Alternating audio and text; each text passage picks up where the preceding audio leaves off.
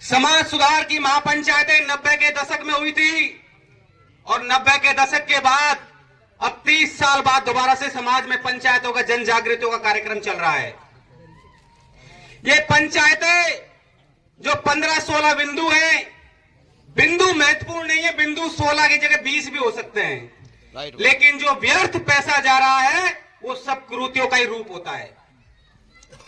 सबसे बड़ी बात है कि इन कुरीतियों को रोकने के लिए, कुरीति हर कोई बता देता है लेकिन कुरीतियों को रोकने के लिए कोई कुछ नहीं सोचता।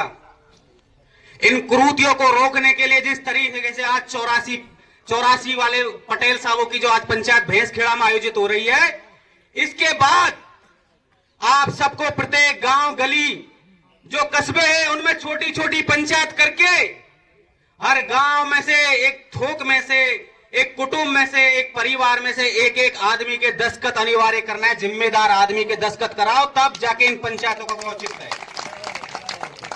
जिससे जिम्मेदारी तय हो, चाहे बड़े IAS का लड़का हो, चाहे गरीब किसान का लड़का हो, अगर गलत करे तो उसको समाज दंडित कर सके, तब तो इन पंचायतों का औचित्य है।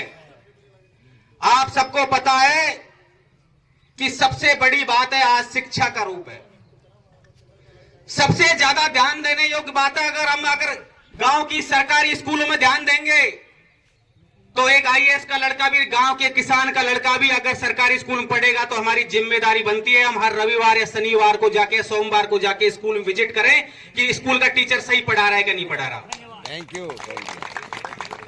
क्योंकि प्राइवेटों में जाएंगे उसके बाद बच्चों को ट्यूशन की जरूरत होती है, दुनिया भर के क्लासेस कोर्स करा देते हैं, लेकिन जो एक अच्छी पढ़ाई करके, BEd करके, STC करके जो टीचर बनता है उसको हम नकार देते हैं, उसके स्कूल में ध्यान नहीं देते हैं। ये सब बड़ी सोचनीय बिंदु है।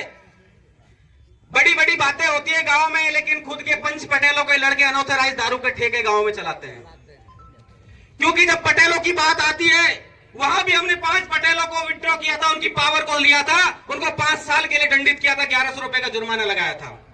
इसी तरीके से अगर पिछले 3 महीने से आपके समाज का बेटा जेल की सलाखों के अंदर बंद है,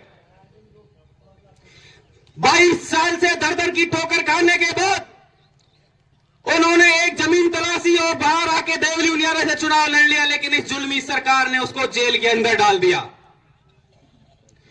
हम पिछले 15-20 दिन से गांव गांव घर घर जाके पीले चावल बांट रहे हैं। समाज जग जाए तो जुल्म और इसके में बंधे हुए से बाहर निकल जाए, लेकिन हमें विश्वास है समाज जग रहा है और आने वाला विधानसभा घेराव 25 फरवरी का होगा। जिसके घर में चाहे भुग्गा हो, चाहे ट्रैक्टर टोली हो, चाहे रथ हो, चाहे ऊंट गाड़ी हो, चाहे बैलगाड़ी हो, जो भी साधन हो, आप जयपुर की ओर कूच करना। हम बेमियादी पड़ाव जयपुर की धरा पे करने जा रहे हैं और अगर सरकार ने हमें रोका तो ये राजस्थान रुक जाएगा। इस समाज की ताकत हम आपको बता देंगे। ये समाज कमजोर नहीं है। जिस तरीके से गुर्जर समाज में कर्नल साहब पैदा हुए, जाट समाज में हनुमान बेनीवाल पैदा हुए, सांसद विधायक हर 5 साल में बदल जाता है, लेकिन जन नेता बनाना है हमें जो हमारे अधिकारों के लिए लड़ सके। क्योंकि सांसद विधायक तो हर 5 साल में टिकट लेके बन जाएगा, लेकिन जन नेता बनने के लिए आज नरेश मीना बनने के लिए घर घर गांव गांव में नरेश हो गए जो आपके हितों की रक्षा करेंगे। मुझे आश्वस्त करो, जो 12 से चल के हमारे आदरणीय पटेल साहब, उनके पिताजी किस तरीके से हर पूर्वी राजस्थान में घूम रहे हैं, उनको विश्वास है अगर पूर्वी राजस्थान ने जिम्मा उठा लिया तो हाड़ौती में पीछे नहीं रहेगी और जयपुर को हम चाकसुर बस्ती के रास्ते बंद कर देंगे।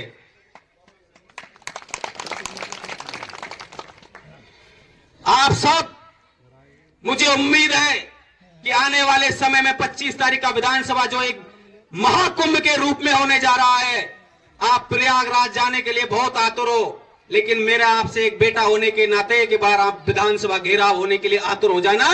आप सब और ये पटेल साहब आप सबके ऋणी रहेंगे। जय हिंद, जय भारत।